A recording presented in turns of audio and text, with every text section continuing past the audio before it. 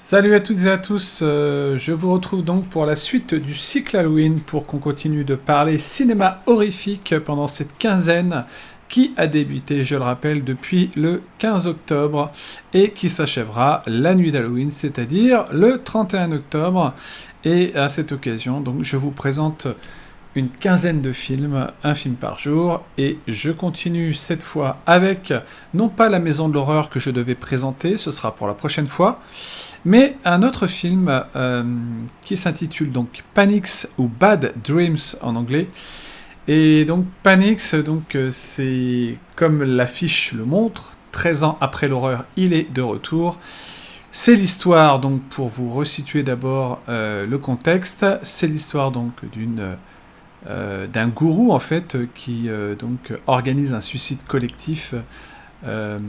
Et donc parmi les personnes dans ce suicide collectif, il y a une jeune fille qui va être rescapée en fait du massacre, puisque ce gourou donc a décidé de s'immoler et d'immoler également ses fidèles. Et cette jeune fille qui n'est pas vraiment, enfin qui est là un peu, je dirais, un peu contre son gré, donc va réussir à s'en sortir et donc va atterrir dans un hôpital spécialisé de personnes qui ont été marquées, traumatisées. Et après 13 ans de coma, elle va se réveiller, donc elle va être... elle est amnésique et on va essayer de lui faire retrouver la mémoire. Un psychologue va essayer de lui faire retrouver la mémoire avec des thérapies de groupe. Et donc, à partir de là, va s'en suivre en fait quelque chose d'assez surprenant, puisque la jeune fille en question va donc apercevoir le gourou de la secte, Harris, de son prénom, qui va donc apparaître dans des hallucinations assez terrifiantes. Et petit à petit, tous les membres de la thérapie donc, vont mourir les uns après les autres. Donc, hallucinations, cauchemar ou réalité, on va dire. Est-ce que tout ça est bien réel ou pas ? Cela se passe-t-il dans l'esprit torturé de la jeune fille ? Ça, c'est tout. Là est toute la question et je dirais le suspense horrifique de ce film qui fonctionne évidemment sur vraiment des questions de ce genre tout au long du film. Alors, ce film, je l'aime particulièrement parce qu'il fait partie d'une vague de films horrifiques justement qui a compté dans les années 80, puisque c'était vraiment l'émergence du cinéma d'horreur dans les années 80. Il y a eu énormément de films qui en ont parlé. Il y avait vraiment beaucoup de choses. Il y avait Les Griffes de la Nuit. Il y a eu vraiment énormément de films dans les années 80 qui ont fait la gloire, encore une fois, du cinéma d'horreur dans toute sa splendeur, que ce soit à travers les slashers, à travers les films d'épouvante, les films d'horreur pure et dure, les films fantastiques, les films de science-fiction horrifique, etc. Et avec ce Panic ou Bad Dreams, c'est plutôt, on va dire, une petite série B, encore une fois, qui donc fonctionne sur la suggestion, sur quand même des scènes assez impressionnantes, notamment celle de l'intro avec le gourou qui fait cramer toute sa famille de fidèles, en les immolant et en s'immolant lui-même. Et donc on va dire que le début est assez prenant. Après, donc on entre dans cette... dans cet hôpital un peu, où donc on traite les personnes qui ont des problèmes, des troubles psychologiques, on va dire. Elle est internée parce que donc elle a subi un fort traumatisme et on essaie de la guérir. Et donc à partir du moment où elle va être victime d'hallucinations, donc elle revoit le gourou joué, interprété par Richard Lynch, excellent acteur avec une sale gueule, vraiment qui lui va très bien. D'ailleurs, je vais vous passer dans 2 secondes en arrière-plan la bande-annonce. Donc ce Harris la hante, et donc parallèlement, donc il y a des membres de groupes de thérapie qui meurent.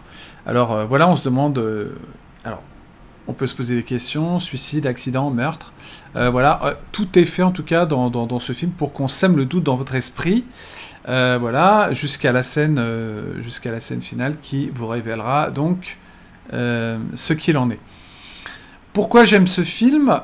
C'est pas un chef-d'œuvre, loin de là, du fantastique horrifique. C'est plutôt un bon petit film d'épouvante, bien mené, avec, je vous dis, des scènes assez impressionnantes pour l'époque, en tout cas, assez gore, souvent très gore même.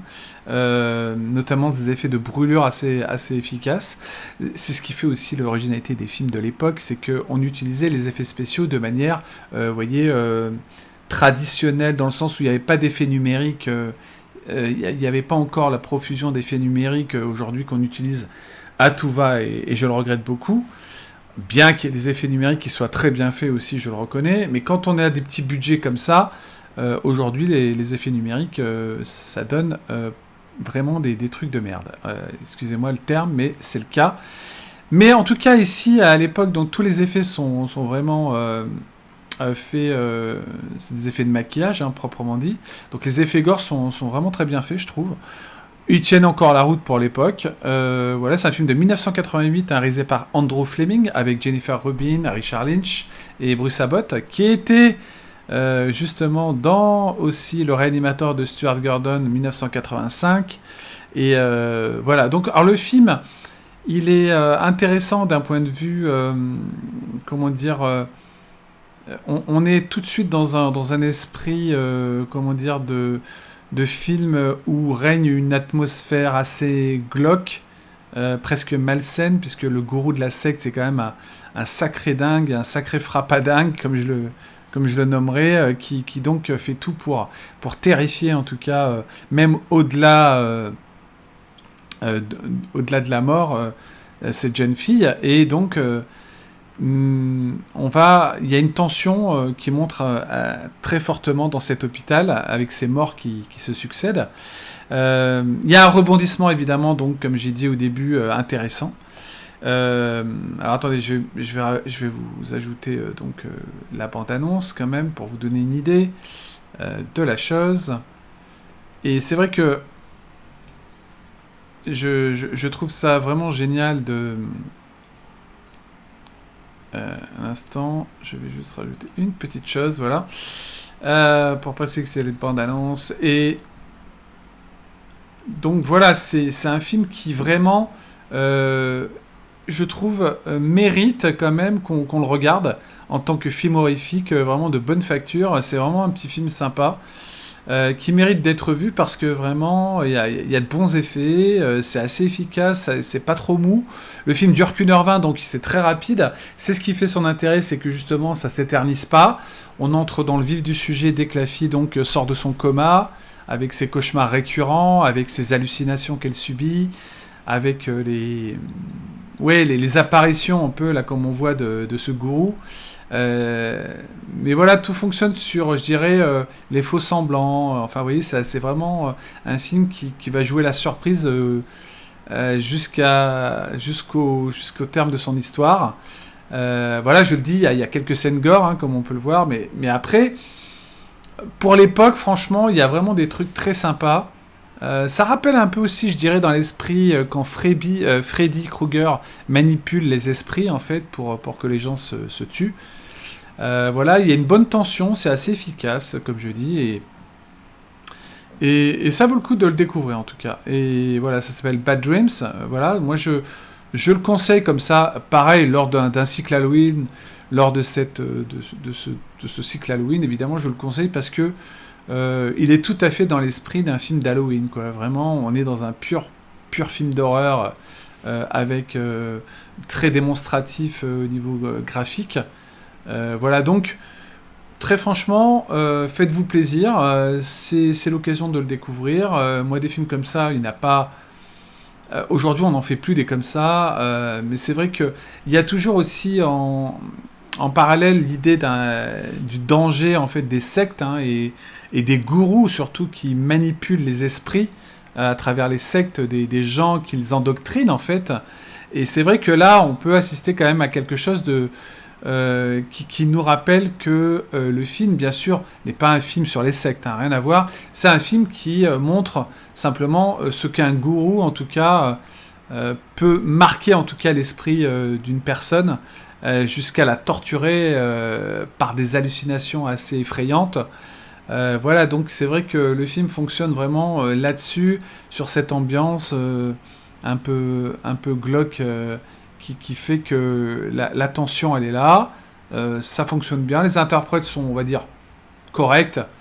C'est pas non plus des acteurs exceptionnels. Richard Lynch, c'est une bonne gueule de méchant. D'ailleurs, ça lui va très bien, le rôle de ce gourou, meurtrier.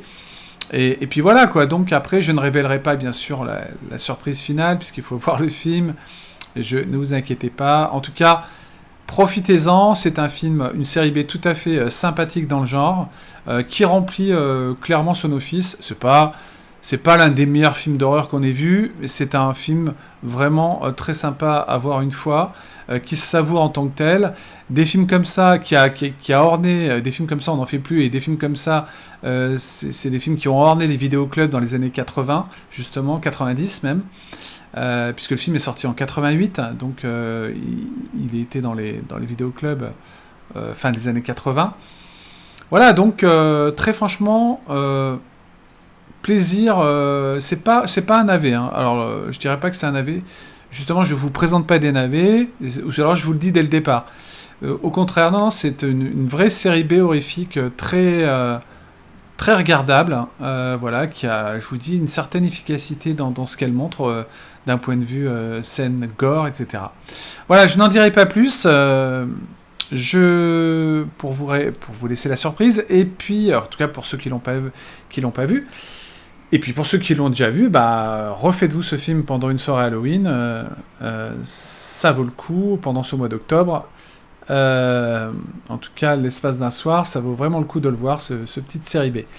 Donc je vous dis à très bientôt pour une présentation d'un prochain film. Je n'annonce pas le prochain film, ce sera la surprise. Parce que ça m'arrive de changer, évidemment. Mais il y a encore de très belles surprises à venir au niveau de ce cycle Halloween. Et je vous dis, encore une fois, vive le cinéma de genre. Et puis, on fêtera bien sûr le samedi 30 octobre la soirée Halloween ensemble, à travers un retour sur ce qui a fait le succès au cinéma des décennies qui ont marqué l'histoire du cinéma d'horreur, etc. Je vous dis en attendant, bonne fin de soirée, et puisque là je suis en soirée, et puis à bientôt, bye bye, ciao ciao.